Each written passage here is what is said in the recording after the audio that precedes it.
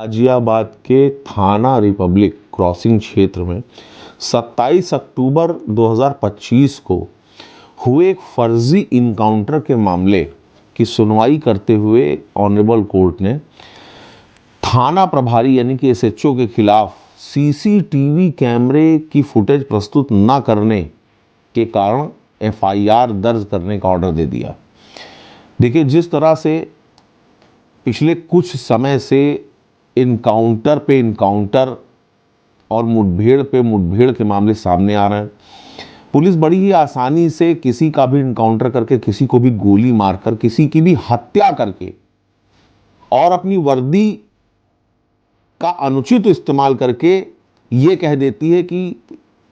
इसने पुलिस पर फायरिंग कर दी, पुलिस के ऊपर हमला कर दिया, इस वजह से पुलिस को जवाबी कार्यवाही करनी पड़ी और इस व्यक्ति को मारना पड़ा, इनकाउंटर करना पड़ा। इस प्रकार के बढ़ते हुए मामलों को देखते हुए गाजियाबाद की इस घटना में जिन लोगों का इनकाउंटर पुलिस के द्वारा कर दिया गया था, उनकी तरफ से जो याचिका प्रस्तुत की गई, उसमें जो उनके लॉयर थे, उन्होंने कोर्ट से इस बात की डिमांड की कि ऑनरेबल कोर्ट उस क्षेत्र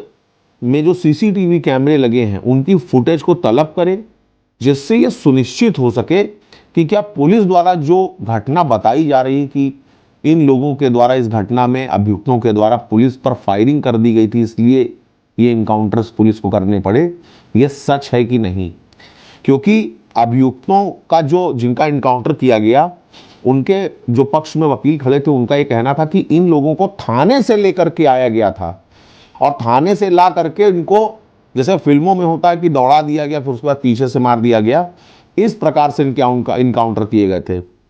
जबकि पुलिस का यह कहना था कि इन लोगों ने पुलिस पर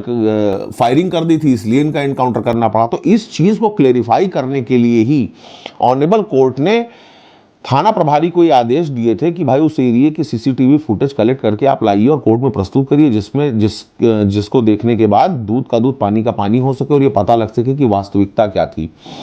लेकिन पुलिस ने, चूंकि आप जान ही रहे हैं कि सच्चाई क्या हो सकती है, पुलिस ने नियत समय के अंदर, तय समय सीमा के अंदर वो सीसीटीवी फुटेज नहीं पेश किए। उसके अलग अलग कारण बताए कि हाँ, पब्लिक में जो लोग थे उनकी शक्लें आ जाएंगी, मुखबिरों की शक्लें उजागर हो जाएंगी, जो इन्फॉर्मर्स हैं वो ओपन हो जाएंगे कि कौन कौन पुलिस के इन्फॉर्मर्स हैं, इसलिए हम नहीं दे सकते सीसीटीवी फुटेज। तो कोर्ट ने इन चीज़ों को मानने से इनकार कर दिया। कोर्ट ने कहा बहाने बनाने की ज़रूरत नहीं है, और ये कहते हुए एसएचओ के खिलाफ तत्काल प्रभाव से, जो थाना प्रभारी वहाँ की हैं, उनके खिलाफ तत्काल प्रभाव से प्रथम सूचना रिपोर्ट यानी कि एफआईआर लॉन्च करने का आदेश दिया। एफआईआर दर्ज हो गई है। उसके बाद उच्च अधिकारियों से ये भी स्पष्ट रूप से निर्देशित किया ऑनरेबल कोर्ट ने कि इस मामले की गहन जांच की जाए, फुटेज कलेक्ट करके लाई जाए, जो भी दोषी पुलिस अधिकारी और कर्मचारी इस प्रकार के इनकाउंटर में, फर्जी इनकाउंटर में दोषी पाए जाएं, उनके खिलाफ सख्त डिपार्टमेंटल कार्यवाही भी की जाए और एफआईआर लॉन्च करके उनके खिलाफ सख्त एक्शन लिए जाए। तो अभी ये मामला फिलहाल पेंडिंग है, लेकिन ये एक अच्छा कदम है, न्यायालय का एक स्वागत योग्य फैसला है। इससे मानवाधिकारों से जुड़े मामलों को संरक्षित करने में बहुत मदद मिलेगी। भारत के संविधान में जो भारतवर्ष के जो नागरिक हैं, उनके जो मौलिक अधिकार हैं, किसी को भी ऐसे ही दौड़ा कर कोई ना इनकाउंटर कर सकता है, ना कोई किसी को गोली मार सकता है। सबको व्यक्तिगत स्वतंत्रता, दैहिक स्वतंत्रता, जीवन की स्वतंत्रता का अधिकार है। वो बात अलग है कि किसी भी दुर्दांत अधिकार, जो भी अपराधी हैं, जो भी ऐसे हीनियस क्राइम करने वाले ऑफेंडर्स हैं, उनके खिलाफ सख्त एक्शन होना चाहिए। लेकिन उनकी आड़ में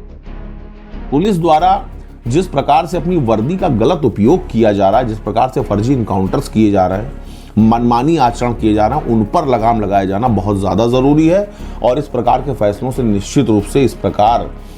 के मनमानी करने वाले अधिकारियों पर लगाम लगेगी।